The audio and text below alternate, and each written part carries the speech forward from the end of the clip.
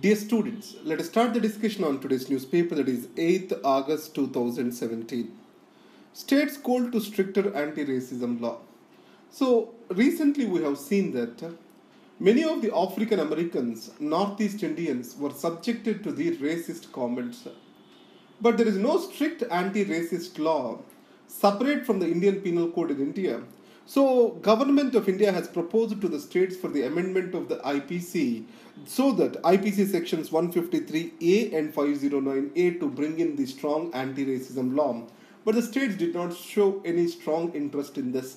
As the matter falls into the concurrent list, consultation with the states is expected, but it did not move forward as expected.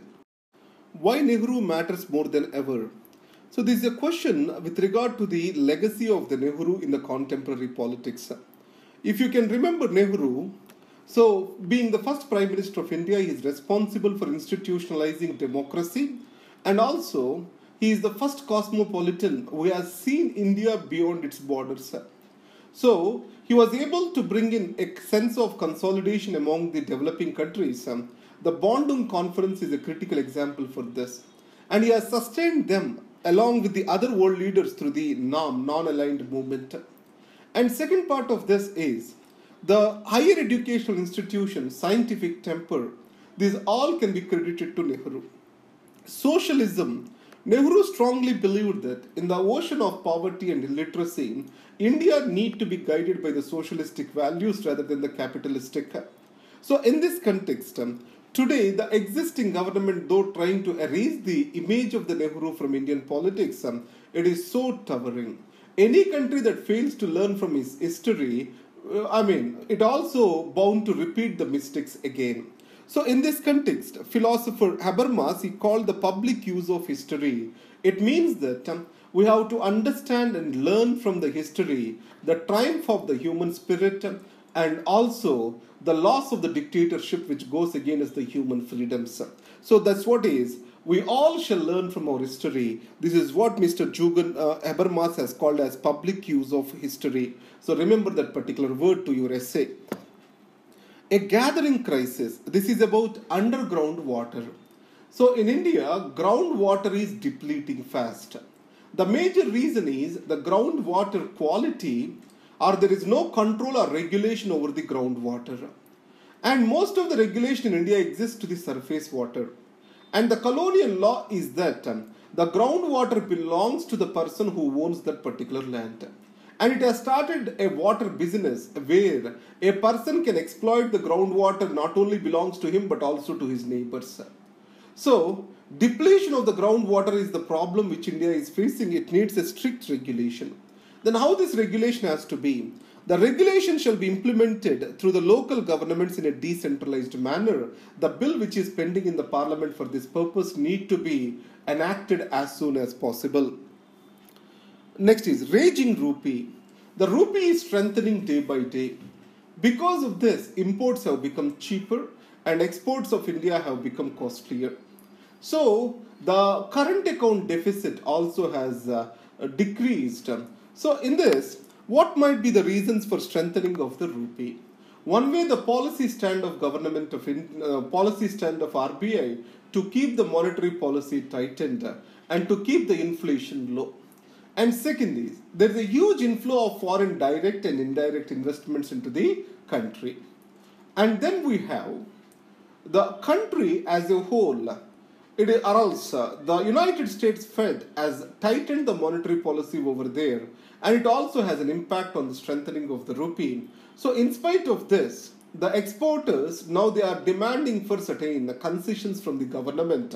So remember one thing, if government or RBI tries to regulate the rupee to favor the exports, it becomes a vicious cycle.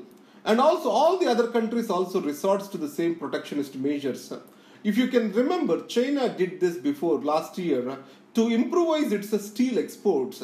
It has devalued its currency and it was followed by the other countries in Southeast Asia. So this competitive devaluation India shall not enter into. That is what is the advice given by this article. Now coming to this instant triple talaq. So it's too much into the detail. We need not study about this. Carry one point.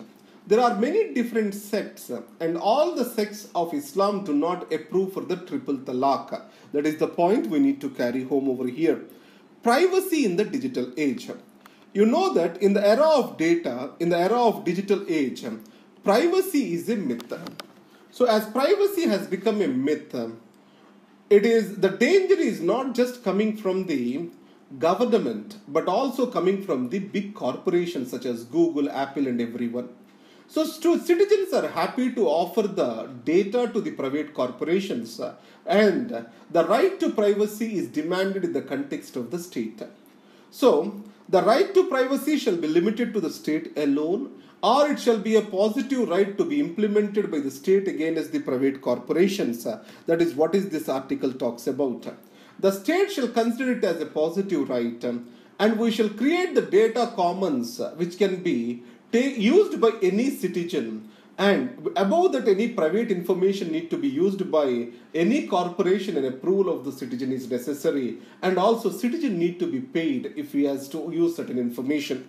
So the right to privacy shall not just be limited against the state, it also shall be a right against the private corporations. That is the essence of this article. ASEAN 50 years and on. So ASEAN, if you take the success and failure of it, it was able to forecast itself as an economic bloc. But however, solidarity among the countries with regard to the concerns is mostly, I can say it as, indifferent. Especially the South China Sea. China is very much successful in building the divides across the ASEAN countries. So these countries are not coming together with regard to the sovereign matters.